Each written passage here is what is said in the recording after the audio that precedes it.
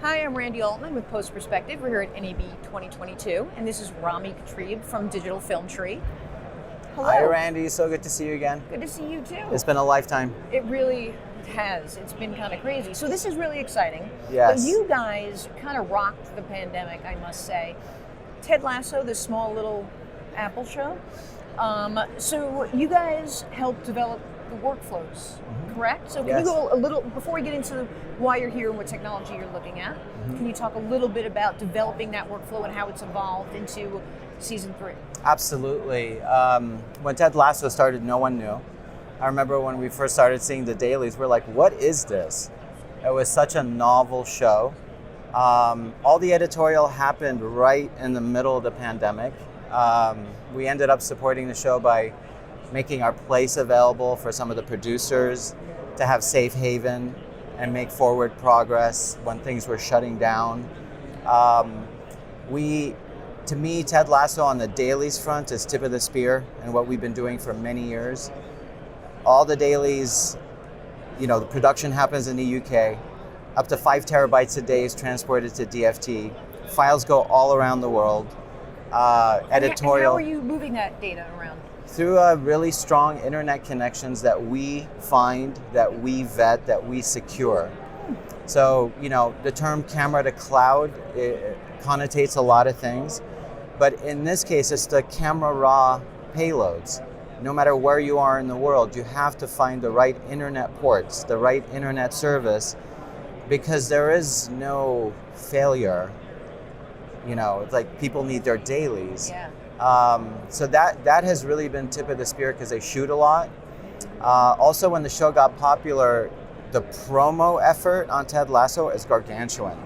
So all these promo vendors, including Apple promo, have to be fulfilled in terms of the files they need. So it's really an international logistical effort to get the files to where they need to go. And then the other thing that was unexpected is it's a soccer show. So there's a fair amount of soccer scenes. Sure. So because we were doing so much pre-viz and tech-viz for shows like Umbrella Academy, shows like Manifest, they knew that, the producers, especially Kip Kroger, who's a supervising producer. So we started kind of comparing notes, and he goes, I'd like to do pre-viz to kind of plan and prototype the soccer scenes, because not everyone on the show was like a soccer expert. And we started season 1. Season 2, they did a lot of pre-visualization, and now we're in season 3 where it's getting really nuanced. So we have all the environments, all the characters, they look like the characters. So they're digital characters. Yes, like soccer. good-looking avatars, right? That are fully mobile. We even built scripts for soccer moves, all the different types of kicks. And now there's like a menu, it's kind of metadata of the different movements that can be spawned quickly. So when they're planning and prototyping a scene, as the script is changing, we're just keeping up with it. We're having sessions with them, like, we changed that scene. Now the person runs much faster and then pivots towards the goal, right? So all of that is relatively near time. Sometimes they'll send us emails with no supervision, and then we take a stab at what we think the final action will be. It's very dynamic. To me, I reckon it to like planning and prototyping, like a humble utilitarian tool that helps all the departments, including camera, editorial, because sometimes we will edit them together on their behalf. Sometimes their editorial will string along these story visualizations, and then they share them with all the departments. So it's like a visual cohesiveness. It gets everyone on the same page. It's just novel that it's not like some super complicated scene with like a sky cam and a drone and explosions and stunts. Yeah. It's soccer, It's amazing because I would have assumed you were populating the stadiums during COVID. I mean, I'm sure you did that too. We have all their stadiums, so you can go into any part of the stadium, and I think it affects how they set up and conceptualize some of the scenes. Because you can see it, and then you can validate, like, oh, that's what I was thinking, or, oh no, that's not going to work, and then you go to the next option. It's pretty cool. Now, you're not just, so have you taken any of what you've learned on Lasso and used it on some of the other shows? Yes. Yes. So the most time-consuming aspect of pre-visualization, again, pre-visualization is the story coming to life per the script. Sometimes it comes to life before the script is done. That's fascinating. You're actually contributing to the writer's room. I mean, that just gives me goosebumps, right? So it's true pre-production, but that requires buy-in, like the stakeholders in the writer's room, the producers, to engage at that stage. Once you get that engagement, it's about nuanced movement, finessing a scene in terms of the blocking, right? Yeah. Over time, we've amassed like templates for movement. So now instead of rigging or keyframing something, a character that moves from here to here, and then jumps, and then ducks, and then does something wacky, right?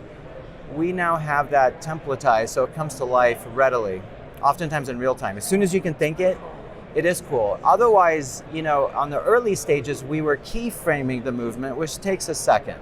Yeah. Sure. So we've taken essentially the animation metadata and applied it broadly across other shows that might have similar movements and similar physics, right? And that also includes objects. It's not just characters moving, but there's objects and also camera placements. How you set up a camera quickly, pick the right lens. There's so many practical production steps that you can plan and prototype with these tools like Unreal and Unity. And then we build on that like our own, scripts and features that are very specific to scripted TV. So that's the other thing. There's a sense that virtual production, which means a lot of different things, is just taking over. Yeah. My sense is mainstream scripted TV still doesn't partake, right? It's still new because scripted TV has no budget for this. They have no time, and they're underwater, right? It's like the trifecta of challenge. Yeah, because the deadlines are insane. Yes, like bring with this discussion to someone who's starting from scratch, and they're like, "That's cool, but I don't have time, and I don't have money. There's no line item for stuff like this." So over time, we start to make breakthroughs with our existing relationships and new relationships, who realize the utility and the benefit of things like this to save time and save money. The part I like about it is how it brings different departments together in a more cohesive way. Art department, production design, camera department. It's one of the coolest tools that I've ever been a part of. And I think it's only like at 1% of scripted TV utilizing it. Otherwise, it's the projects that have bigger budgets. Right. Usually like really seasoned VFX artists who already know all this. Yeah. Because we're not doing anything new. This was done before. Marvel previses all their movies down to the frame. But not for scripted television. Scripted TV is still in process, and I think that's what's exciting because, when we strive to bring these tools to a TV show that has no budget and we succeed, sometimes we have to do a proof of concept. So we're investing so that they can see what this is about. And when that sparks and catches, that's deeply satisfying.